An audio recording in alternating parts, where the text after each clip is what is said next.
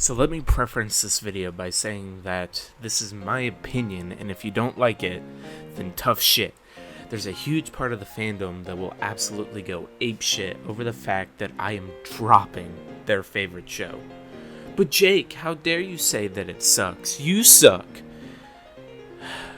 Trust me, I get it. I loved Super just as much as anyone else over the last few years, but there's a time where you have to sit and look at the facts. Dragon Ball Super is a cash grab series that capitalizes on the success of its prior series. Now put your pitchforks down, because that is not why I say the series sucks. But before we do that, let me introduce you to today's sponsor. CryptoTab is an easy-to-use cryptocurrency miner built right into your Google Chrome browser. Invite your friends and make a mining network of your own with up to 10 people. Click on the link below to get started today and create your own cryptocurrency network. Happy mining! Dragon Ball Super sucks, not because it's a bad show or anything like that. It started off with rough animation, but found its footing eventually and became a show that people looked forward to every week, but that does not mean anything when it comes to consequences. Consequence has two main definitions that we have to look at. They can mean a result or effect of an action or condition and or importance of relevance. With that in mind, you can see where I'm about to go with this. Dragon Ball Super sucks because it has no consequences when it comes to the overall current conclusion of the Dragon Ball story. Look at it this way. We have the whole story of Dragon Ball, and just before the ending we get a series that is set during the time skip after the Buu arc. With this, you've technically wrote yourself into a hole, because yes, there's new stories you can make up, but you now have limitations to what you can do. When you have the ending to a story, and you make a story before the ending, there are no consequences when it comes to the new story, because the ending is already still in place. There's no more evidence than in the last two arcs of Dragon Ball Super. But before we talk about those, let's talk about how the series started.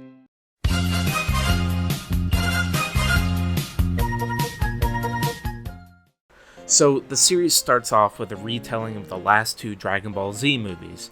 Now, while I don't have a problem with them retelling a story, I do find it ridiculous that they're almost identical to the movies except changing some minor things. If you're going to retell a story, you have to make sure that there are significant enough changes to warrant you retelling a story that people already know. It makes you seem like you've run out of ideas even before you start the show, and that's not a great idea.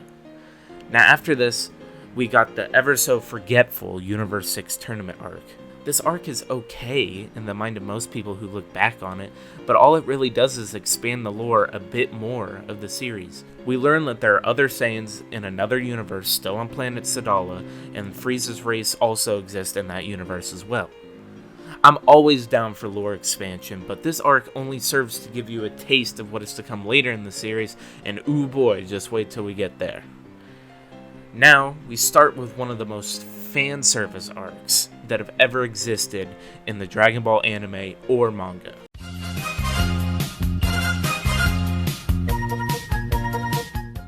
After somewhat of a forgetful filler arc, we get the introduction of fan favorite character, Future Trunks. So we're already back to bringing back old characters to further a story that we already know how it all ends, but I'll digress for now.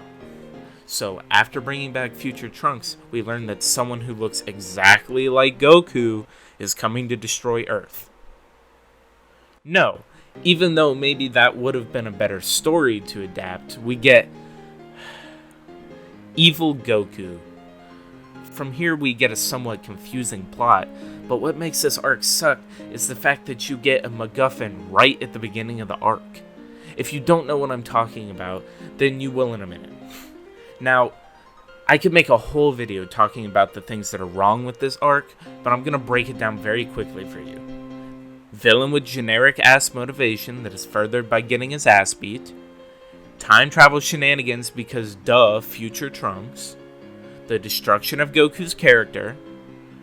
Potara explanation to nerf fusion. But that's just to name a few. But the way that this arc ends really tells you how much that they wrote themselves into a hole. So after Trunks makes a fucking energy sword and cuts Zamasu in half, seemingly ending him, Zamasu still lives and consumes the Earth, so the MacGuffin now comes into effect. Earlier in the arc, Zeno from the normal timeline gives Goku a button that instantly transports Zeno to Goku.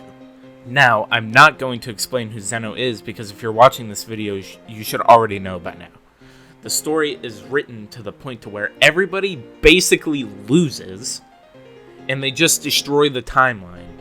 Now, if that is not an amazing ending, then I don't know what is.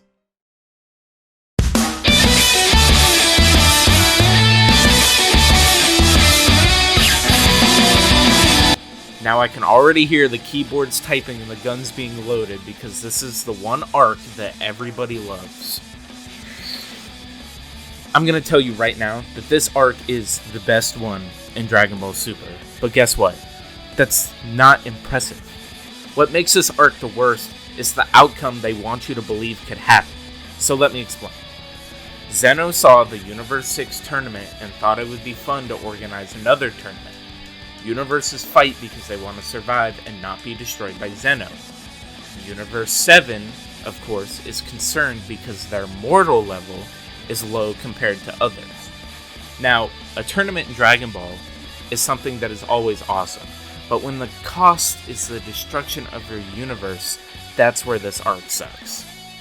Like I explained earlier, when you put a story before the end of another, none of the stories you write are going to be that great because the ending is always going to be predictable.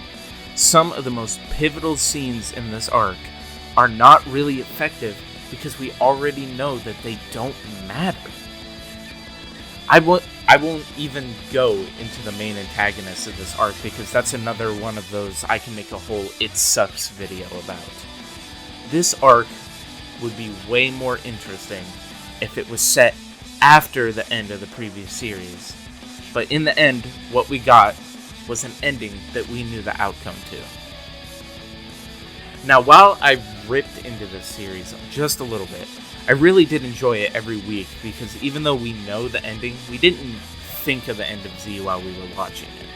But when you look at it objectively from the outside, the series would be way more interesting if it was set after the end of the previous series. Less predictability and more suspense would really help these stories really resonate with the audience. But anyways, I hope you guys enjoyed this video. If you did, make sure to check out my other videos as I do what ifs and discussion videos like this. I would also like to continue this It Sucks series, so if you have another thing you'd like me to rip into, make sure to let me know in the comments. Also, make sure to subscribe and join the ranks of the Magic Army, as it's growing to be the best community in Dragon Ball.